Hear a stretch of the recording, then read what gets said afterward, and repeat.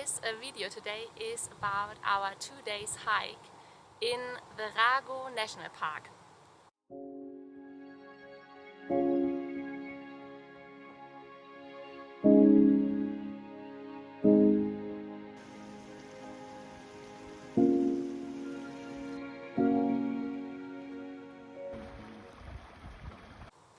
The Rago National Park is in northern Norway.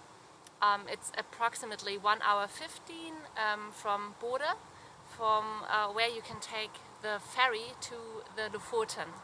The Rago National Park is one of the oldest national parks in Norway, and it is straight on the border to a Swedish national park called Litlverivassforsen National Park. Sorry for my pronunciation. From where you can actually walk into 2 other Swedish national parks. Collectively, these 4 national parks are one of the largest continuous wilderness areas in Europe.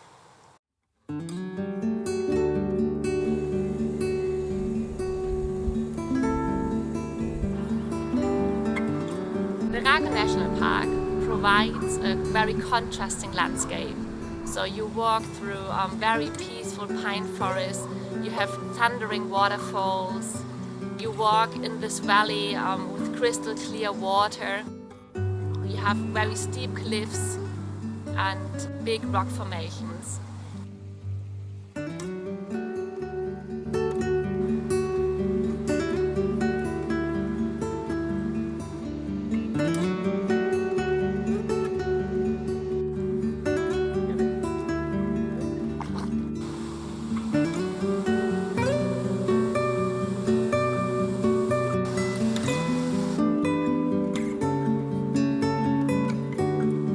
This hike that Rob and I did is a 2-day hike. It's a circular route. You can walk it both ways because it is marked in both ways, and some people only walking a part of it. There is one famous waterfall. I will link the name. And so some people walking up to this waterfall. There's a suspension bridge from where you can have a really stunning view down into the valley, and you see all the mountain tops. It's really nice. And this is one way, 13 kilometers, and then of course you need to go back as well. You can also do this hike as a 1-day hike, as a one really long day hike, but I would recommend, out of my experience walking it, it is really nice to split it into 2 days so you can really take your time on this way. Rob and I, we decided that we would like to end up on our 2nd day at this famous waterfall. So we started actually from a car park where you walk first through the valley and you follow the river with this crystal clear water, and you cross some suspension bridges.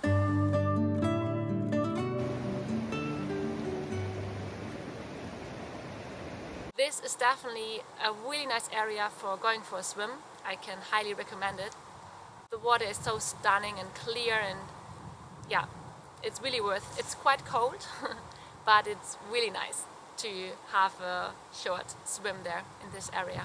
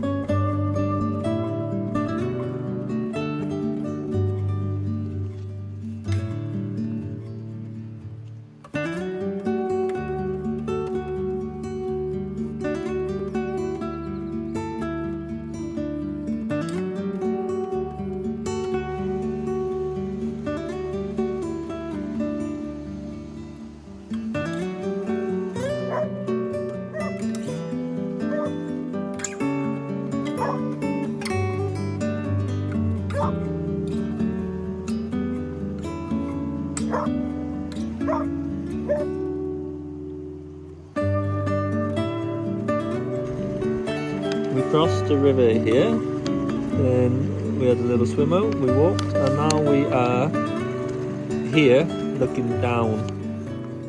Further on this way, you're gonna end up in a really nice pine forest. From there you can actually see the waterfall on the other side.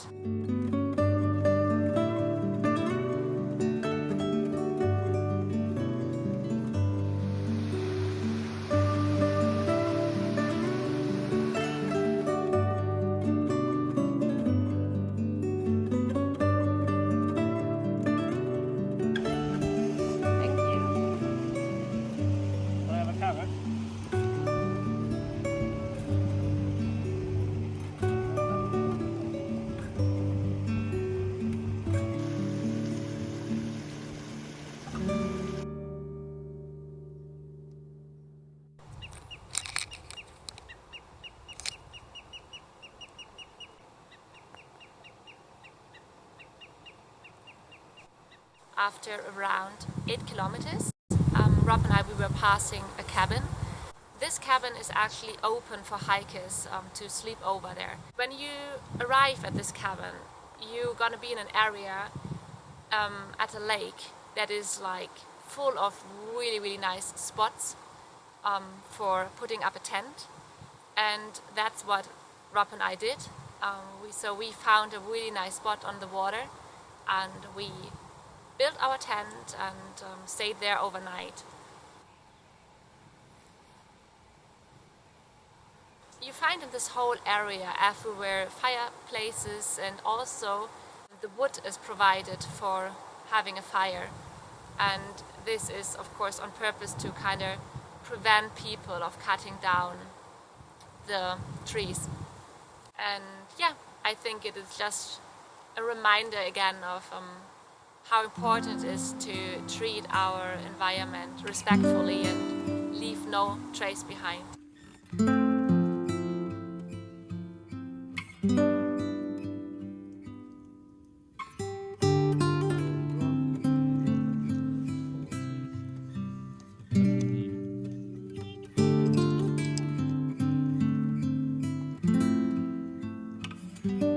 On our spot, we celebrated into my birthday.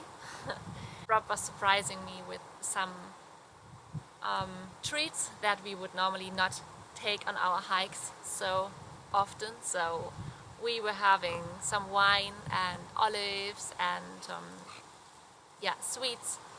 He was also bringing everything for a really nice big pancake breakfast with blueberries. I have a wish, but I don't say it loud.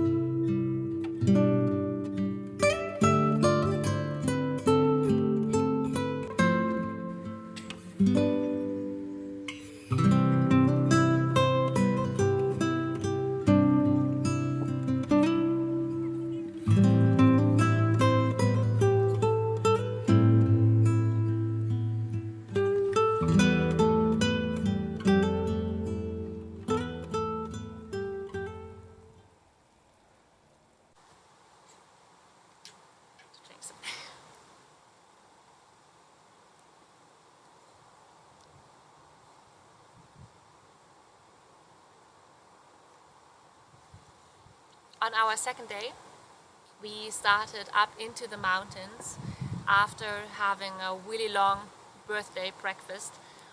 Yeah, so we left this valley area behind and we left the lake behind, and this section now was more exhausting. It was quite steep in parts and you are walking mainly on rock formations, but you have really stunning views over the mountains and back down into the valley where you're coming from.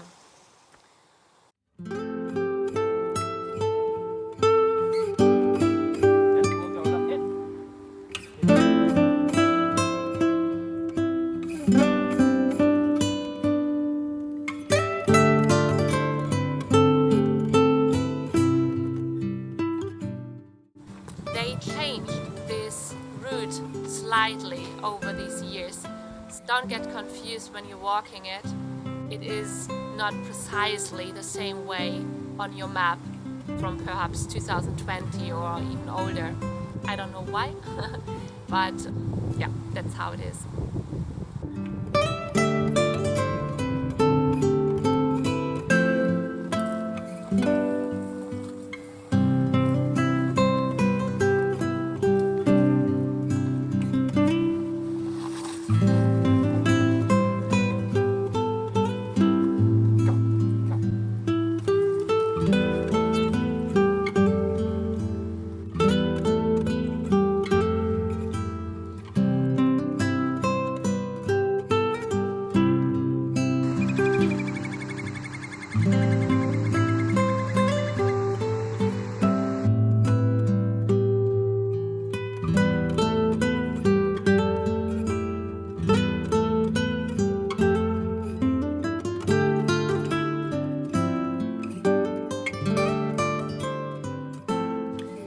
So challenging for us was actually crossing the 3 suspension bridges with Jack, because he was so frightened and scared because of the current that he can hear, and Rob is normally carrying him as like a child on his arms, and Jack is actually holding onto his shoulders, but he was way too scared to do that, and yeah, even Rob was not feeling comfortable because the bridge was really wobbly. So we decided to try to convince Jack to move over on his own. This was working on bridge number 1, but on bridge 2 and 3 he was way too scared. So he was lying down, completely frozen and not able to move. So yeah, Rob tried a different strategy how to carry him, and this was working quite well at the end. If you have a big dog, it is definitely helpful if your dog is comfortable walking over suspension bridges. Huh, Jack? Was it scary? Come here. Was this very scary for you? Yeah.